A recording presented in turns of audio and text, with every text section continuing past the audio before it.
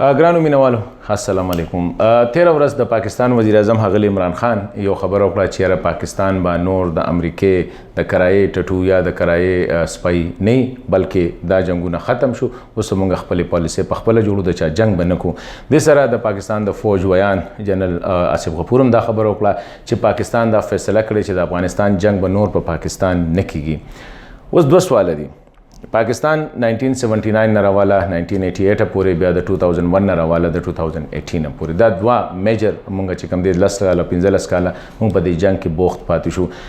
دې ریالایزیشن مطلب خدا دی چې لکه مونږه تر اوسه پورې دا څومره جنگ چې کړی دی دا د امریکای جنگ و.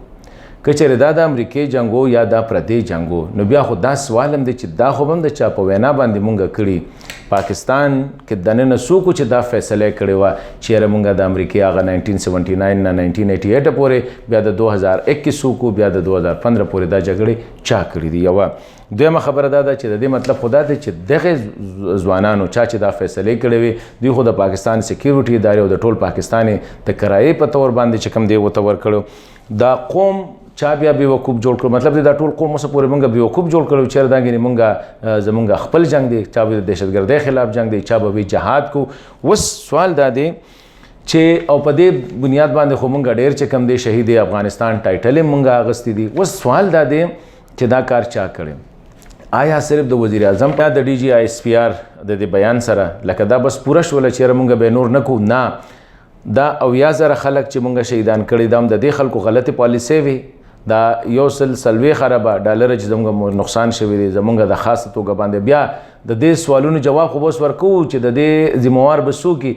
بله خبره دا ده چې کله د بهر نه پیسې راځي نو موږ وایو چې ټول پاکستان او چې کله جنگ کم ځای شوی دی دا سوال به اوچتیږي چې د کمې صوبې څومره نقصان شوی، خیبر پښتونخوا قبایلي سیمې څومره نقصان شوی، د نورو علاقو څومره نقصان شوی، په دې 80,000 کې څومره خلک مړ دي، څومره پنجابي سندي بلوچ سرایکي څومره مړ دي. ټیک د ټول پاکستانیانو خدا جواب اوس ورکول غواړي ځکه چې د دې نه پس کمې پیسې راغلي دي هر څونه اربه ډالر چې راغلي دي هغه په کومو علاقو باندې یا د چا په د ریهابیلیټیشن باندې لګېدلي دي که نه هغه د چا جیبونو ته یا په نورو علاقو لګېدلي دي. دا بنیادي سوالونه دي چې د دې جواب به اوس غواړي خلک او د دې دپاره ښه ده چې مونږ د شپ نه کار وانخلو بلکې یو ټروت کمیشن جوړ کړو چې په هغې کې دا ټوله هغه د 1947 نه دی راواخلي چې چا دا فیصلې کړې وي که د هغوی نن جمدي نه دي نو د هغوی قبر له پکار دي چې مونږ ځکه دا سختې فیصلې به کولي هله به دا ملک بچ کیږي. په دې باندې نه چې یو جرنیل وي یا یو سیاستدان وي چې بس مونږ خو غلطي وشوله اوس لاړ شه کور کې وده شه، دا خبرې به نه.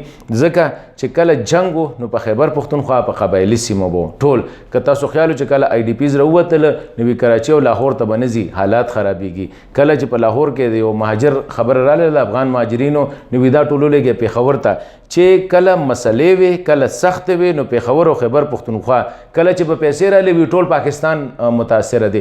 ټیک ته ټول پاکستان متاثره دی.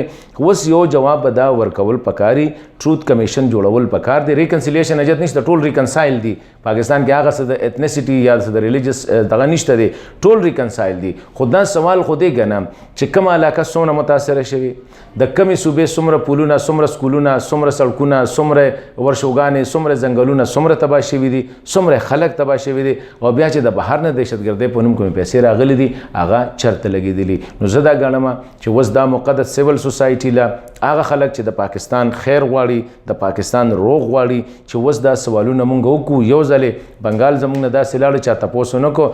اوس که نور چا د ملک ماتولو کوشش کړي یا د ملک تباه کولو کوشش کړي او 80,000 خلک شهیدان کړي فوج چې کوم دی پوره 2 ډیکیډ چې کوم دی په جنگ کې ساتلي نو اوس د هغه خلک اس ډزنټ میټر که مړه دي نو هم وله ټرایل پکار د مرګ نه پس وله ټرایل پکار دی. تاریخ کې دا څیزونه شته. دا خبره بس پینول غواړي چې یاره چا دا نقصانات وکړلو او د کمې صوبې او د کم قوم خلک پکې ډېر مړه شوي دي